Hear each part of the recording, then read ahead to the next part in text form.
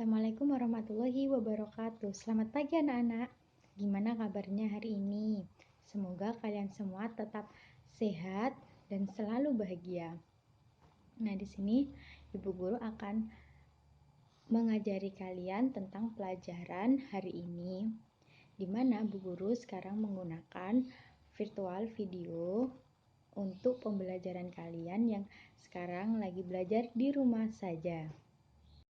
Pada pertemuan ini, Bu Guru akan membahas tentang kondisi iklim yang berada di wilayah Indonesia. Nah, langsung saja ya materinya.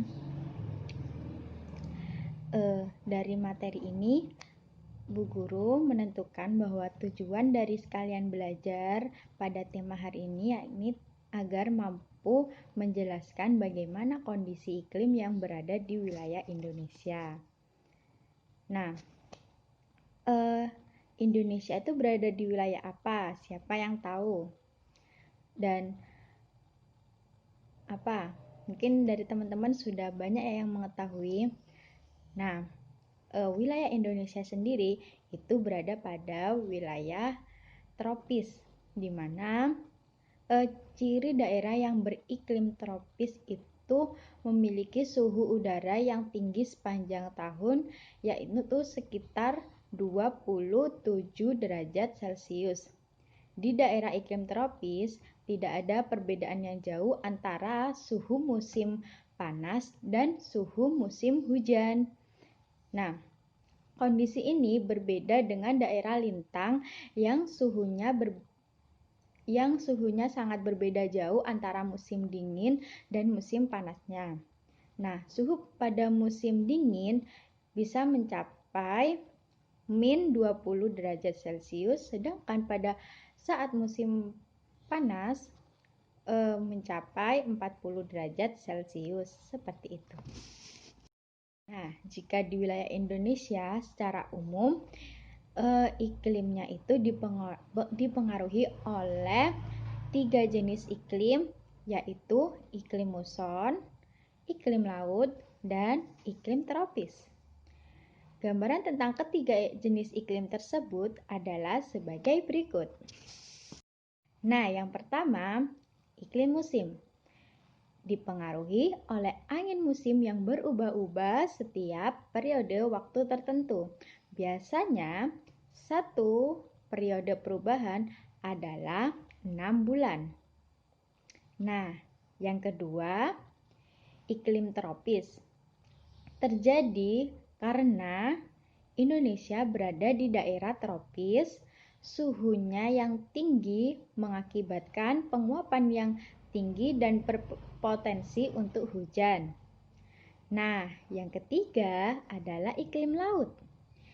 Iklim laut terjadi karena Indonesia memiliki wilayah laut yang sangat luas dan sehingga banyak menimbulkan penguapan dan akhirnya mengakibatkan terjadinya hujan. Seperti itu. Nah, berbagai jenis iklim tersebut berdampak pada tingginya curah hujan yang berada di wilayah Indonesia. Kondisi curah hujan yang besar ditunjang dengan penyinaran matahari yang cukup membuat Indonesia itu sangat cocok untuk kegiatan pertanian, sehingga mampu memenuhi untuk kebutuhan pangan. Nah, seperti itu. Jadi kenapa kok Indonesia itu banyak sawah-sawahnya? Karena musim yang ada di Indonesia itu sangat bagus untuk bercocok tanam atau melakukan pertanian. Hal yang menarik bagi Indonesia adalah terjadinya angin muson. Angin muson adalah angin yang terjadi karena adanya perbedaan tekanan udara antara samudra dan benua. Pada saat lautan atau samudra menerima penyinaran matahari, maka diperlukan waktu yang lebih lama untuk memanaskan lautan. Sementara itu, daratan lebih cepat menerima panas. Akibatnya, lautan bertekanan lebih tinggi dibandingkan dengan daratan. Bergeraklah udara dari lautan ke daratan. Nah, gitu. Kemudian,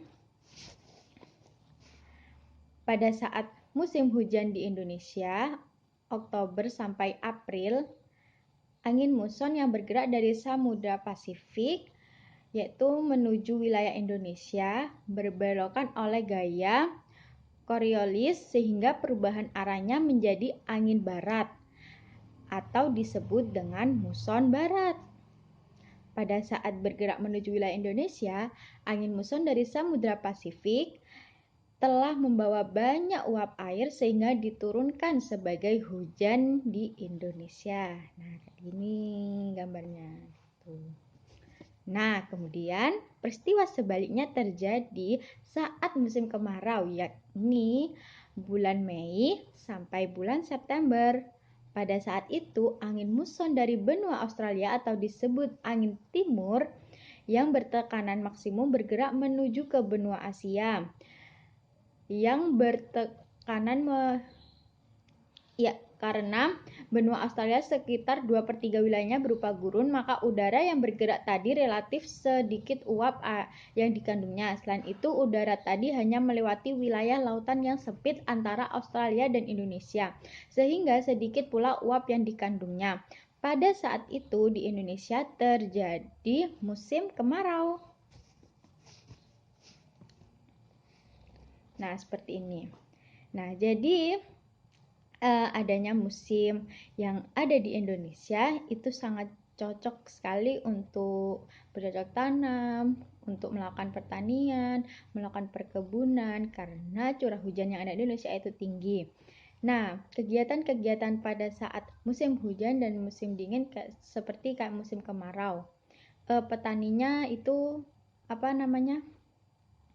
menggunakan airnya itu melalui air yang irigasi karena pada saat itu airnya itu tidak turun hujan, sedangkan para nelayan itu melakukan aktivitas penelayanannya karena cuacanya baik dan cerah. Sebaliknya seperti itu, jika musim hujan petani mulai menanam dan para nelayan mulai tidak bernelayan karena ditakutkan nanti kondisi gelombang lautnya itu tinggi seperti itu. Nah, lanjut ya. Nah, kalian sudah paham apa belum tentang materi yang tadi Ibu jelaskan? Kemudian nanti kalian bisa membentuk kelompok dari teman-teman kalian yang ada di kelas. Bisa kalian memilih 5 atau 4 anggota kelompok. Nah, per anak nanti kalian bisa mencari nanti per anak itu bisa mencari aktivitas apa yang dilakukan masyarakat pada umumnya saat musim hujan datang dan saat musim kemarau datang, seperti itu. Nanti kalian mencari sebanyak-banyaknya dan nanti poinnya itu akan diakumulasikan dengan teman kelompok kalian, seperti itu.